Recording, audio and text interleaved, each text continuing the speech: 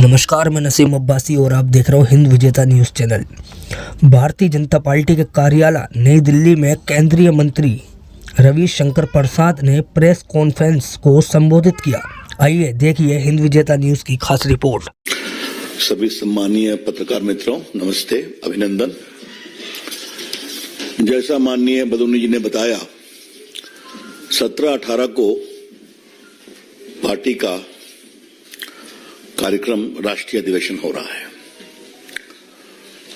हमारे बारे में कांग्रेस हो या वामपंथी हो, कई प्रकार की टिप्पणियां करते हैं, लेकिन लोकतांत्रिक रूप से पार्टी के संगठन का अभियान सबसे अधिक भाजपा चलाती है। समय पर राष्ट्रीय अधिवेशन करना, समय पर राष्ट्रीय कार्यकारिणी करना, प्रदेशों में कार्यक्रम करना, संगठन के जिलों में करना, तो ये हमारा डीएनए है, ये हम कहना चाहेंगे। सामान्यतः हम हर लोकसभा चुनाव के पहले अपना एक बड़ा राष्ट्रीय अधिवेशन करते हैं। यहां पत्रकार मित्रों को याद होगा कि 14 में रामलीला ग्राउंड में हमने कार्यक्रम किया था, जहां मोदी जी का ऐसा ऐतिहासिक भाषण हुआ कि देश ने देखा, सुना, और पहली बार 30 साल के बाद एक स्थायी सरकार बनी। दूसरे लोकसभा चुनाव 2019 के पहले पुनः हमने रामलीला ग्राउंड में अपना राष्ट्रीय अधिवेशन किया था, और वहां भी जिस उत्साह के साथ आए, पुनः भाजपा की सरकार बनी, अधिक संख्या में जीते। इस बार अपना लक्ष्य प्रधानमंत्री जी ने 370 का सेट किया है, और लोकसभा में एनडीए 400 के पार। तो उस महान आह्वान को फलीभूत करने के लिए 17-18 को ये अपना राष्ट्रीय अधिवेशन भारत मंडपम में दिल्ली में होगा। इसमें कुल 11,500 डेलीगेट्स भाग लेंगे। The numbers of delegates who will be participating in the All India Conference would be around 11,500. इसमें सभी राष्ट्रीय पदाधिकारी, सभी केंद्रीय मंत्री, स्वाभाविक प्रधानमंत्री रहेंगे, सारे एमपीज, पूर्व एमपीज, विधायक, मेयर, डिप्टी मेयर, जिला परिषद के अध्यक्ष, इसके अलावा प्रदेश के संगठन के प्रभारी पदाधिकारीगण, जिला के अध्यक्ष और महामंत्रीगण, ये सभी उसमें रहने वाले हैं। जो संगठन के विस्तारक हैं बड़े, वो भी उसमें रहने वाले हैं। 17 तारीख को फर्स्ट हाफ में पदाधिकारियों की बैठक होगी, और 3 बजे झंडोत्तोलन होगा, और उसके बाद ये 18 तक ये कार्यक्रम चलेगा। इसमें 2 प्रस्ताव पारित किए जाएंगे। आगामी चुनाव पर विस्तार से चर्चा होगी, विस्तारकों की बैठक होगी अलग से, और विकसित भारत का जो पूरा कॉन्सेप्ट है उसका एक उसमें प्रदर्शनी भी लगेगी, कि देश भर से लोग आएंगे उनको बताने के लिए। माननीय राष्ट्रीय अध्यक्ष जी का उद्घाटन भाषण होगा, माननीय प्रधानमंत्री जी पदाधिकारियों की बैठक में भी रहेंगे, और वो समापन करेंगे। वैसे अनिल जी, हम दोनों अपने व्यक्तिगत अनुभव से कह सकते हैं कि राष्ट्रीय अधिवेशन में प्रधानमंत्री जी का जो कंक्लूडिंग आह्वान होता है वो बहुत प्रेरणादायी होता है, और पूरा देश भर के कार्यकर्ताओं के लिए एक नजीर बनती है उनकी टिप्पणी, उनका भाषण।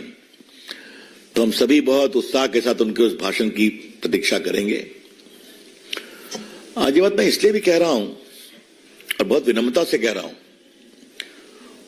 और शायद मैं इसमें भी आप लोगों को भी इंक्लूड करना चाहूंगा, कि प्रधानमंत्री का संसद का भाषण होता है, अभी तक दर्जनों भाषण हो चुके हैं। उनके सारे भाषणों को आप भी उतनी ही उत्साह से अपेक्षा करते हैं जितने उत्साह से हम लोग अपेक्षा करते हैं। उसमें इतनी चीजें मिलती हैं, समझने के लिए, पार्टी की लाइन के लिए, देश के लिए। तो ये मित्रों कुल कार्यक्रम है, ये बहुत ही प्रभावी कार्यक्रम होगा और जैसा मैंने बताया 11,500 डेलीगेट्स इसमें आएंगे।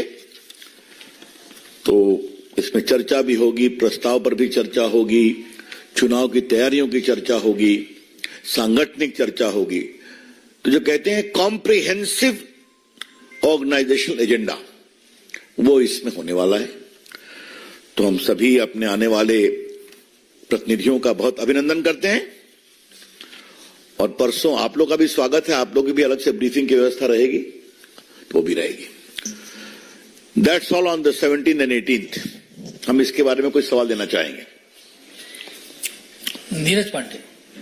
सर, क्या प्रधानमंत्री जी ओपनिंग और कंक्लूजन दोनों में अपना भाषण देंगे? अब ऐसा है, वो तो बहुत तय करते। उद्घाटन तो राष्ट्रीय अध्यक्ष नड्डा जी के द्वारा होता है, आप तो जानते ही हैं। आमोद जी। सर, इसमें 2 प्रस्ताव लाया जाएगा, जैसा आपने बताया, क्या क्या प्रस्ताव? अब आपको बताएंगे सर। रविंदर जी, इससे अलग पहले ये वाला कर ले एक बार, पहले इस बारे में पूछ लेते हैं, फिर उसके बाद सुजीत।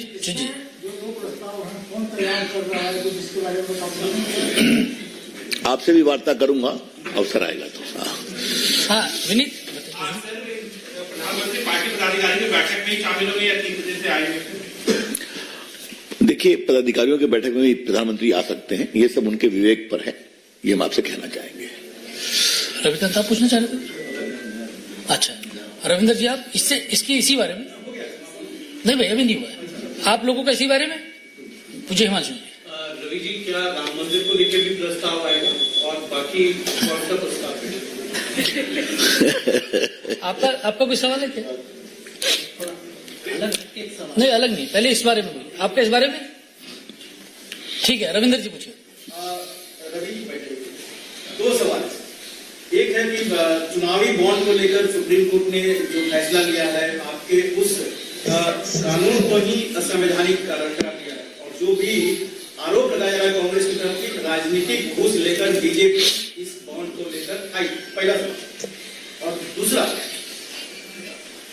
है कि एक वीडियो वायरल हुआ है, इसी बारे में एक एक करके पूछिए ना, पहले इसके बोले। हाँ जी। मुझे लगता है कि इस पर काफी मित्रों का सवाल होगा, तो मैं पार्टी की ओर से एक आरंभिक टिप्पणी करता हूं, क्योंकि औपचारिक टिप्पणी इस पूरे जजमेंट को पढ़ने के बाद बताई जाएगी। Since the judgment is of a constitution bench running into hundreds of pages, it requires a comprehensive study and thereafter a structured reply. तो ये आपसे हम बहुत विनम्रता से कहना चाहेंगे कि जो सुप्रीम कोर्ट के संवैधानिक पीठ का यह फैसला है, अतः पार्टी की ओर से और संभवतः सरकार की ओर से आवश्यकता पड़ेगी तो इसका सुविचारित टिप्पणी की जाएगी। आज जब मैं पार्टी के राष्ट्रीय मंच पर बैठा हूं तो कुछ बातें हम कहना चाहते हैं। ये निर्णय एक बहुत ही प्रामाणिक उद्देश्य के लिए लाया गया था। This decision was undertaken for a very laudable objective to bring in transparency in electoral funding. चुनाव में पारदर्शिता हो फंडिंग में, इसके लिए लाया गया था। चुनाव में कैश का प्रभाव कम हो, उसके लिए भी लाया गया था। इस बात को समझना बहुत जरूरी है। और हमारे जितने चंदा देने वाले लोग हैं, उनकी अपेक्षा थी कि अगर उचित होगा कि हमारे लिए भी गोपनीयता रखी जाए, और ये बहुत अस्वाभाविक नहीं है। मैं आपको एक अपने राजनीतिक अनुभव से बात कहना चाहता हूं। कहीं पर कोई सरकार है तो हम उनको सहयोग करते हैं। अब मान लीजिए वो सरकार हार गई और उनके विरोधी दूसरी जगह आए तो वो उनके खिलाफ हो जाते हैं। इसलिए कोई ईमानदारी से बिजनेस कर रहे हैं तो उनको अपना काम करें, ऐसा विचार था। और जो लेवल प्लेइंग फील्ड की बात करते हैं, उनके बारे में मुझे एक ही बात कहनी है। जहां तक कांग्रेस की टिप्पणी मैंने सुना नहीं है, अगर उन्होंने कहा है कि घूस लेके दिया गया है, अगर ये कहा है तो जिनका पूरा संस्कार घूस पर है, वो अगर ये आरोप लगाते हैं तो बड़ा हास्यास्पद लगता है। Those whose DNA is based upon corruption and bribery, please don't make those allegations against the BJP. लेकिन जो लेवल प्लेइंग फील्ड की बात करते हैं, उसके बारे में मुझे एक ही बात कहनी है। फील्ड लेवल का है या लेवल का नहीं है, ये तो उन्हीं के बारे में तय होगा ना जो फील्ड के अंदर हैं। जो फील्ड के बाहर हैं वो लेवल में है या नहीं है, कैसे तय होगा? आप फील्ड में है या नहीं कौन तय करता है? जनता तय करती है। तो अगर देश की जनता ने बहुतों को फील्ड से बाहर कर दिया है, वो लेवल प्लेइंग फील्ड की बात करते हैं, तो और हम क्या बताएं? आप समझते हैं मेरा इशारा किसकी ओर है? बहुत से लोग को चुनाव में एक सीट भी नहीं मिलती है। आपने पुराने बड़े बड़े प्रभाव के क्षेत्रों में, इसलिए वो बात अलग है, छोड़ दीजिए। लेकिन हां, चुनाव में सुधार के लिए ये हमारी मोदी जी की सरकार का एक प्रयास नहीं था। आपको याद होगा, वोटर लिस्ट पर आपकी फोटो छपती है, ये भी उस समय हुआ था ना। आज बड़ी संख्या में जो ईवीएम्स लाए गए, उससे बूथ कैप्चरिंग बंद हुई है ना। जिस प्रदेश से मैं आता हूं, वहां तो जब तक 10-15 लाख नहीं गिरती थी तो चुनाव होता ही नहीं था। और वो अतीत की बात है ना। और भी कई तरीके से चुनाव में सुधार के लिए जितना प्रयास करना है वो काफी किया गया है। ये भी उसी प्रामाणिक प्रयास में चुनाव को पारदर्शी बनाने का प्रयास था। अब माननीय सुप्रीम कोर्ट ने एक फैसला किया है, तो हम उनका सम्मान करते हैं। इस फैसले पर क्या बोलना है, जैसे मैंने कहा, निर्णय को पढ़ने के बाद हम बताएंगे। I think I have spoken enough to allay all the questions which may come about. Ravinder ji, दूसरा क्या था बताइए? सर, एक वीडियो वायरल हुआ है प्रदर्शनकारियों का। नहीं, एक मिनट, मेरे ख्याल में और मैंने इस पर और कोई सवाल मैं नहीं उम्मीद करता हूं। जितना मुझे बोलना था मैंने बोल दिया, और इससे आगे मैं बोलूंगा भी नहीं। Don't mind. नहीं जी, इसका हो गया। इसके अलावा कोई और सवाल है तो बताइए, इस पर पूरा जवाब आ गया है। मैंने भी, एक मिनट आप वेट करें। हाँ जी, प्रदर्शनकारियों का एक वायरल वीडियो जारी हुआ है जिसमें कहा गया कि राम मंदिर के बाद ये मोदी का ग्राफ बहुत ऊंचा हो गया है, उसे नीचा करना, लेकिन हमारे पास बहुत कम समय है, कैसे करना है इसको विचार कीजिए। देखिए, किसने क्या कहा है इस पर तो कोई हम टिप्पणी नहीं करेंगे। मैंने भी वो वीडियो देखा है, किसी चैनल पर आप लोग चला भी रहे हैं। शाम में वार्ता होने वाली है मंत्रियों की, हमारी शुभकामनाएं वार्ता सफल हो जाए। लेकिन हमारे प्रधानमंत्री का ग्राफ तो ऐसे ही बहुत बड़ा है, आज से नहीं बहुत दिनों से है। वो दुनिया के नेता हैं। अभी क्या हुआ है अबू धाबी में और यूएई में आप देख के आ रहे हैं। अभी क्या हुआ है कि कतर में जो हमारे नेवी के लोग फांसी के फंदे से झूलने वाले थे, कितने सम्मान से वापस आ गए। तो क्या देश और क्या विदेश, प्रधानमंत्री का ग्राफ इसलिए है उनकी ईमानदारी, उनके काम और भारत की 40 करोड़ जनता के आशीर्वाद से। मैं इतना ही कहना चाहूंगा। ममता बनर्जी कह रही है जो, एक मिनट, मैं ये सवाल अपने से कहने वाला था। मैंने आने से पहले अभी देखा संदेश खाली पर ममता जी ने विधानसभा में एक बात कही है, और बहुत ही शर्मनाक बात कही है कि जो महिलाएं टीम के साथ हाफ कवर करके अपने खिलाफ यौन शोषण की बात कह रही थी, उसको उन्होंने कहा है कि ये महिलाएं अपना मुंह खोल के क्यों नहीं बोलती, मैं इनके खिलाफ कार्रवाई करूंगी। और क्या कहा उन्होंने? Sandeshkhali is a burner of RSS. What do you mean by this Mamata ji? Why you have become so ugly, so cruel, so anti women Mamata ji? आप तो एक बड़ी महिला नेत्री रही है ना, संघर्ष से आई हैं। सीपीएम सरकार में आपने कितना संघर्ष किया हमने देखा है। और आज आपके सीपीएम के, ये टीएमसी के गुर्गे महिलाओं को रात में नॉक करते हैं, उनका यौन शोषण करने का प्रयास करते हैं। वो खुलकर बोल रही हैं, राज्यपाल जी के सामने गई और आप विधानसभा में बोलती कि आरएसएस का बर्नर है। शेम ऑन यू ममता जी, शर्म करें आप। एक महिला प्रतिष्ठित नेता जो मुख्यमंत्री है ऐसी बात कहेगा। लेकिन दूसरा सवाल आज हमको जरूर उठाना है, यही अगर भाजपा के किसी मुख्यमंत्री के मुंह से निकला होता तो अब तक देश में तूफान खड़ा हो जाता है। क्या राहुल गांधी, क्या वामपंथी, क्या सीपीएम, क्या सीपीआई, क्या मानवाधिकार संगठन, क्या आप लोग, क्षमा करिए, चलना मुश्किल कर देते। अभी सभी खामोश हैं। इसीलिए कहते हैं शेमफुल डबल स्टैंडर्ड्स।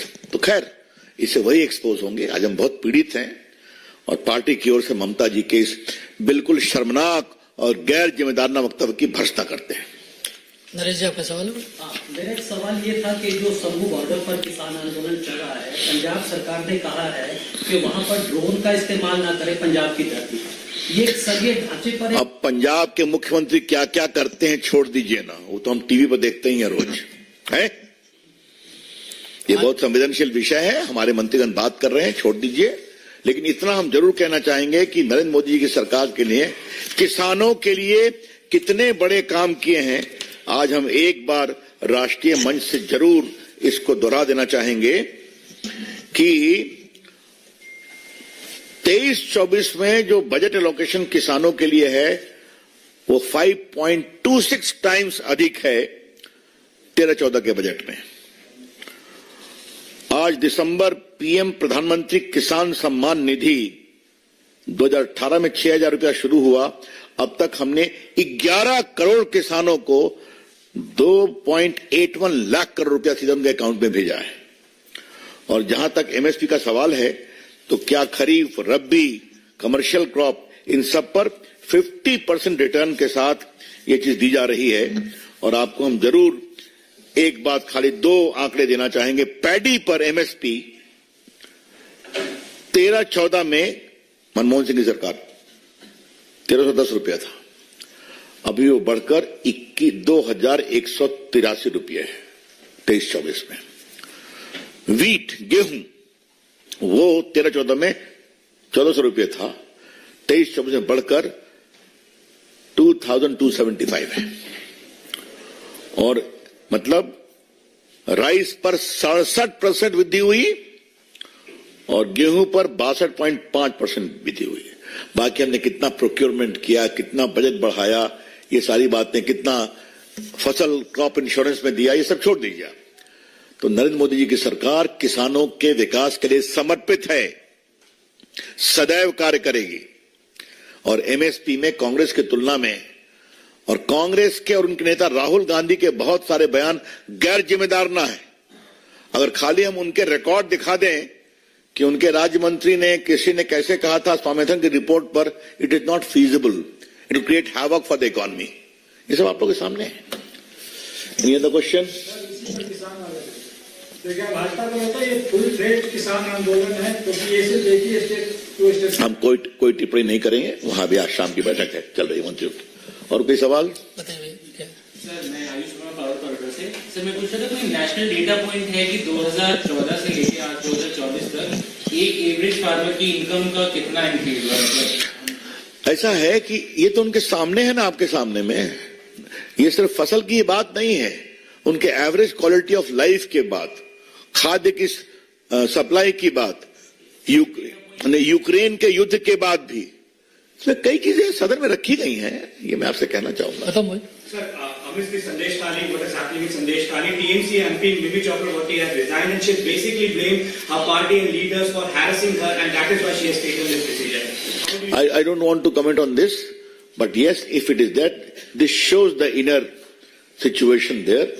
वैसे इतना मैं बता दूं आपको, ये इंडिया गठबंधन तो बिखर रहा है। आज सुना फारूक अब्दुल्ला भी कुछ बोले हैं कि मैं भी अलग ही हो रहा हूं। राहुल गांधी जी गए हैं यात्रा में देश जोड़ने, अपने गठबंधन को तो जोड़ नहीं पाए, देश का जोड़ेंगे।